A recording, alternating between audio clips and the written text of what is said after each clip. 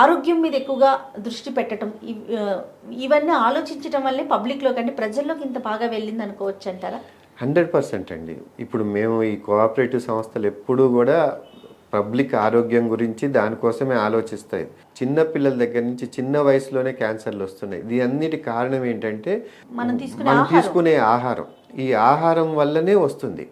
ఇప్పుడు దీన్ని గనక మనం మొదటి నుంచి ఇప్పుడు ఎక్కువ మంది పాలు ఎక్కువ గర్భిణీ స్త్రీ గర్భిణీలో ఉన్నప్పుడు పుట్టుకతోనే వాడు లోపల కల్తీ పాలు బిడ్డకి ఎఫెక్ట్ అవుతుంది. సో మనం ఎప్పుడైతే ఒక మంచి పాలు మంచి పదార్థం తీసుకున్నామో ఈ క్యాన్సర్లు ఇట్లాంటి ఈ జబ్బులు మనకు తగ్గడానికి బయటికి రావడానికి అవుతుంది. ఖర్చు ఆటోమేటిక్గా హాస్పిటలైజేషన్ ఖర్చులు ఇవన్నీ కూడా తగ్గుతాయి అన్నమాట.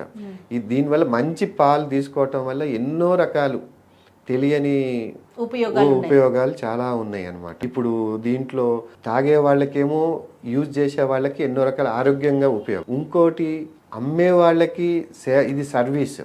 ఎర్లీ మార్నింగ్ 3 o'clock 4 o'clock లేచి సర్వీస్ బ్రహ్మముహూర్తంలో వీళ్ళు లేచి ఆ టైంలో ఈ పాలు సర్వీస్ చేయటం అనేది అదొక రకమైన సేవ.